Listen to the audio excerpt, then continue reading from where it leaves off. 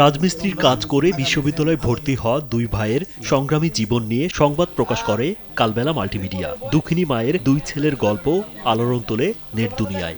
সর্বপ্রথম ধন্যবাদ জানাচ্ছি আমি কালবেলা পত্রিকাকে। সর্বপ্রথম ধন্যবাদ জানাই কালবেলা মাল্টিমিডিয়াকে। দরিদ্রকে অজুহাত না বানিয়ে সংগ্রাম করে জিততে থাকা দুই ভাইয়ের গল্প আবেগ আপ্লুত করে বিএনপির ভারপ্রাপ্ত চেয়ারম্যান তারেক রহমানকেও। কালবেলা পত্রিকার মাধ্যমে এবং অনলাইনের মাধ্যমেই আমি এই নিউজটা দেখেছি এবং আমার চোখে পড়েছে। এরপর ইমন ও রিপনের পাশে থাকার জন্য বিএনপি নেতাদের নির্দেশ দেন তারেক রহমান।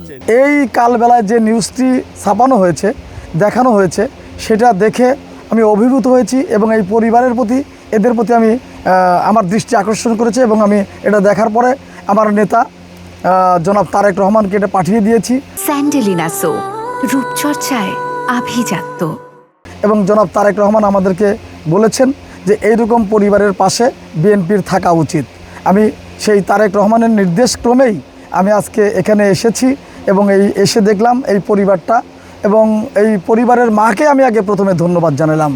রোববার দুপুরে সিরাজগঞ্জের উল্লাপাড়া উপজেলার কয়রা চরপাড়া গ্রামে গিয়ে তারেক রহমানের পক্ষ থেকে ওই পরিবারকে নগদ অর্থ সহায়তা দেন জেলা বিএনপির সাধারণ সম্পাদক ও কেন্দ্রীয় নির্বাহী কমিটির সদস্য সাইদুর রহমান বাচ্চু।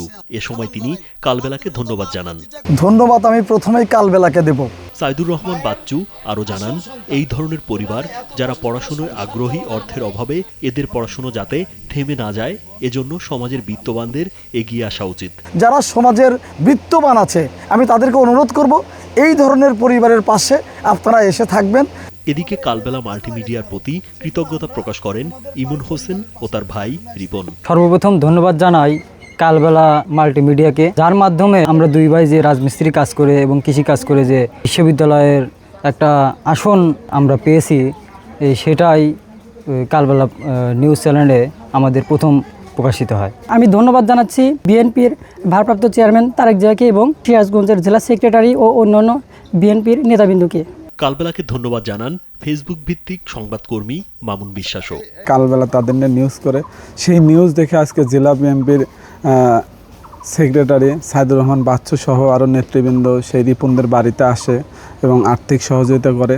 এই জন্য বিশেষভাবে ধন্যবাদ কালবেলাকে, কারণ তাদের নিউজটা খুব দ্রুত ভাইরাল হয়ে যায়। গেল ২৮ মে কালবেলা মাল্টিমিডিয়ায় রাজমিস্ত্রির কাজ করে একাধিক বিশ্ববিদ্যালয়ে চান্স পেয়েছে দুই ভাই, এমন শিরোনামে একটি ভিডিও প্রতিবেদন প্রচার হয়। ভিডিও প্রতিবেদনটি ব্যাপকভাবে ভাইরাল হয়। আপনারা যদি সবাই আমার পাশে থাকেন, আমার মনে হয় আমি ভালো উচ্চ একটা পর্যায়ে যেতে পারবো, দেশের উন্নয়নে বড় ধরনের অবদান রাখতে পারবো। রাজীব বিশ্বাস, কালবেলা।